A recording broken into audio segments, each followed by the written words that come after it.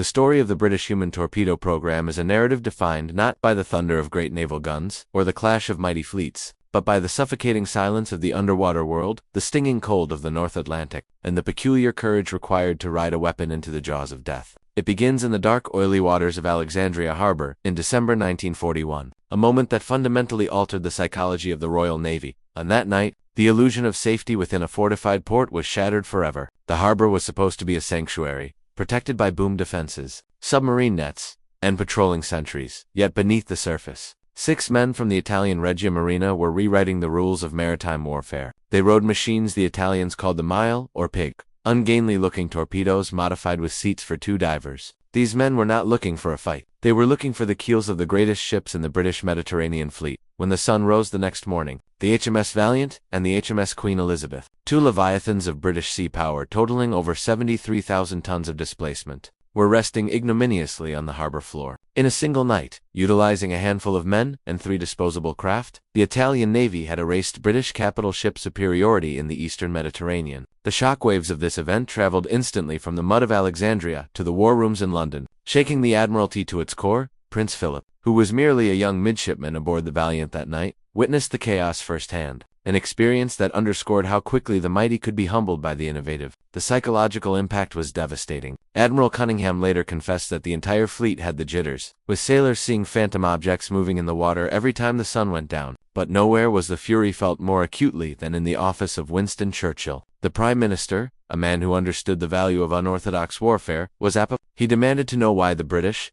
the supposed masters of the sea, had no answer to this Italian ingenuity. He asked the Admiralty a simple, biting question. If 6 men could cripple a battle fleet, why did Britain not possess the same capability? The answer was uncomfortable. Britain had relied on conventional thinking, believing that human torpedoes were impractical, suicidal, or simply unjust. The Italians, however, had embraced the extreme risks of drowning, hypothermia, and capture to achieve strategic results. The raid on Alexandria forced a reckoning. Britain had to catch up, and they had to do it immediately. The task fell to Commander Geoffrey Sladen and Lieutenant Commander William Fell, who began their work in early 1942 with a sense of desperate urgency. They were starting from a position of profound disadvantage, having to invent a weapon system from scratch while the enemy was already deploying it with lethal efficiency. They worked partly from captured Italian equipment recovered at Gibraltar, effectively reverse engineering the enemy's genius. In a stroke of industrial irony, the contract to build these underwater weapons was given to Stothard and Pitt, a firm in Bath best known for manufacturing cranes. The result of this frantic development was the Chariot. The name was chosen with specific intent to avoid the word torpedo, which implied a one-way trip. The British wanted to make it clear that this was not a suicide weapon.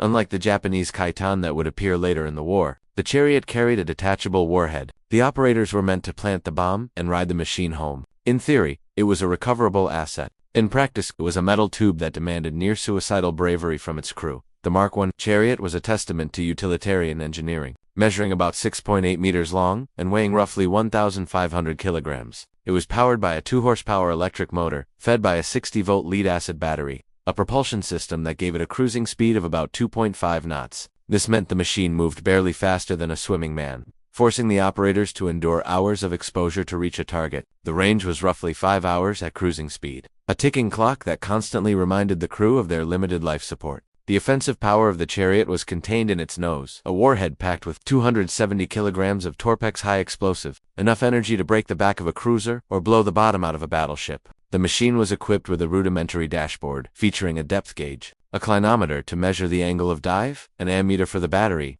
and a luminous clock that glowed in the perpetual twilight of the underwater world. The controls were simple, joystick-operated, yet the physical toll of operating them was immense. Riding the Chariot was an intimate experience with the sea. 2 operators sat astride the weapon, completely exposed to the freezing water, riding it like a tandem motorcycle. The man in front, known as the number 1, was the pilot, controlling depth and direction with a joystick, his eyes glued to the luminous dials. The man in the rear, the number 2, was the mechanic and saboteur responsible for navigation, cutting through anti-submarine nets, and the terrifying task of physically attaching the warhead to the enemy ship. Both men wore the Sladen diving suit, a piece of equipment that became legendary for its discomfort. It was a closed-circuit oxygen rebreather system, essential for the mission because it released no telltale bubbles to the surface, rendering the divers invisible to sentries above. However, the suit was heavy, constricting, and difficult to don, earning it the grim nickname Clammy Death among the men who wore it. The training for this new form of warfare was brutal, taking place in the icy waters of Scottish lochs like Loch Erisort and Loch Cairnban.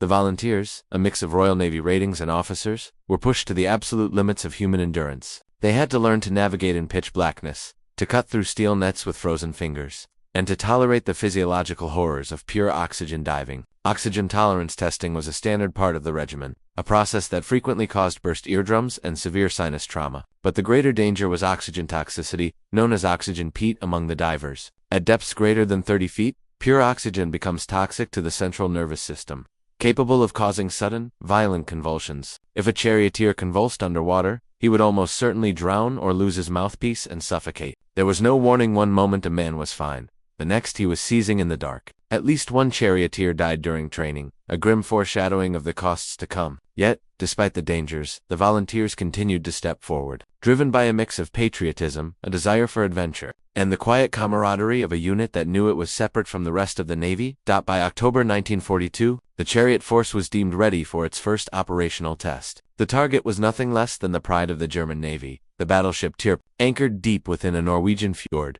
The Tirpitz was a strategic nightmare for the Allies, tying up vast naval resources just by existing. If the Chariots could do to the Tirpitz what the Italians had done to the Valiant, the strategic balance of the naval war would shift overnight. The mission, codenamed Operation Tidal, was audacious. It involved a Norwegian fishing trawler, the Arthur, captained by the resistance hero Leif Larsen. The plan was to conceal 2 chariots beneath the hull of the trawler, sail past the German defenses under the guise of local fishermen, and launch the attack from close range. The Arthur successfully crossed the North Sea and, incredibly, passed a German inspection at the entrance to the fjord. Larsen bluffed his way through using forged papers and nerves of steel, getting within 16 kilometers of the battleship. However, the sea is a cruel mistress, and luck is a finite resource. Just as the mission seemed poised for success, a violent storm struck the fjord. The Arthur was tossed heavily by the waves, and the towing cables holding the chariots beneath the hull snapped. Both machines plummeted to the bottom of the fjord, lost forever. The mission was a complete, heartbreaking failure. With their primary weapons gone,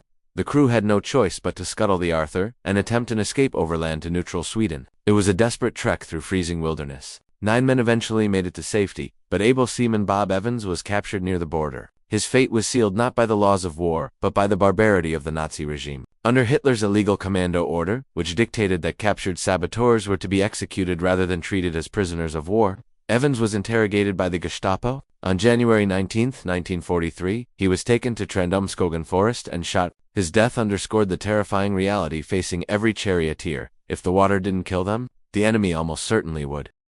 Despite the tragedy in Norway, the program pressed on. The need to strike back in the Mediterranean was paramount. In January 1943, Operation Principle was launched, targeting the Italian harbors at Palermo and Lama. This time, the chariots would be carried into battle by submarines, a delivery method that added another layer of claustrophobic danger to the mission. The submarine HMS P-311, carrying the chariots destined for La Maddalena, vanished with all hands. She struck a mine and sank, taking 71 crew members and 8 charioteers to their deaths. The wreck would lie undisturbed and undiscovered until 2016, a silent tomb for men who never even got the chance to launch their weapons. However, at Palermo, the story was different. Lieutenant Greenland and leading signalman Ferrier managed to infiltrate the harbor and successfully attach their warhead to the Italian cruiser Opio, a brand new light cruiser displacing over 5,000 tons. The explosion broke the ship in half. Simultaneously, Sub-Lieutenant Dove and leading seaman James Friel attacked the troopship Vimian, severely damaging the 8,000-ton vessel. The raid on Palermo was a tactical success, proving that the British Chariot could indeed sink major warships,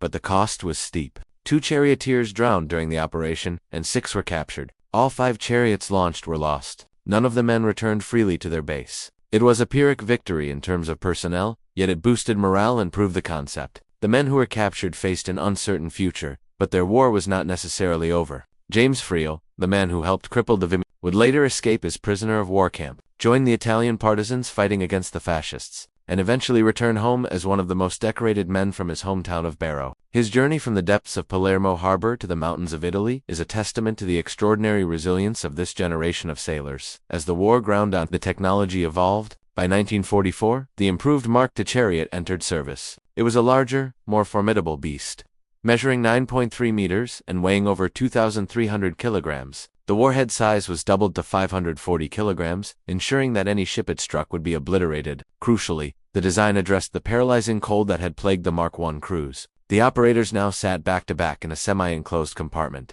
which reduced drag and offered some protection from the elements. The speed was increased to 4.5 knots, making it a more viable weapon for longer approaches. The Mark II saw action in a changed world. Following the Italian armistice, former enemies were now tentative allies. In June 1944, a joint British and Italian operation was launched against the harbor of La Spezia. Sub-Lieutenant Causer and able seaman Harry Smith piloted a Mark II Chariot to sink the heavy cruiser Bolzano. The Germans had intended to use the Bolzano as a block ship to obstruct the harbor entrance. Instead, the charioteers sent her to the bottom on their own terms. It was a moment of poetic symmetry, British sailors using a weapon copied from the Italians, fighting alongside Italian frogmen to sink an Italian ship commandeered by the Germans. Perhaps the only completely successful Chariot mission defined by targets destroyed and all operators recovered occurred far from the freezing waters of Europe, in the tropical heat of Phuket Harbor, Thailand. In October 1944, the submarine HMS Trenchant carried two Mark II Chariots to attack Japanese-occupied shipping. The environment was radically different. Instead of fighting hypothermia,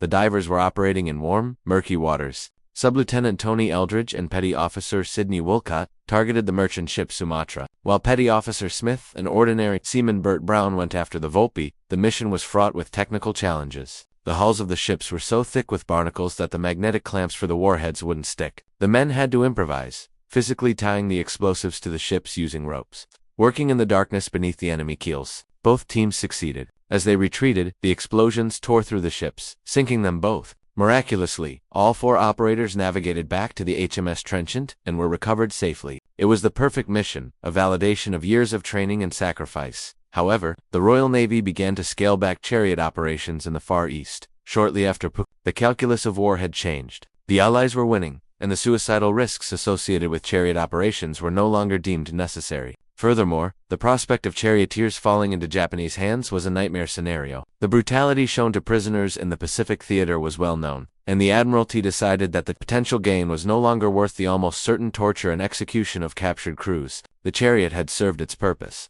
Across all operations, the British human torpedoes sank two Italian cruisers and several merchant ships. While respectable, these numbers paled in comparison to the Italian Mile program, which is estimated to have disabled 3 warships and over 100,000 tons of merchant shipping. The British never quite mastered the weapon they had copied to the same degree as its inventors. The Italians had pioneered the concept and refined it over years of peace, whereas the British were forced to learn on the fly, in the middle of a war, paying for every lesson in blood. The legacy of the Chariot is not found in the tonnage of ships sunk, but in the extraordinary human experience of the men who rowed them. The psychological toll of these missions was immense. Petty Officer Milnthorpe described the moment of launch from a submarine as a scene of total loneliness.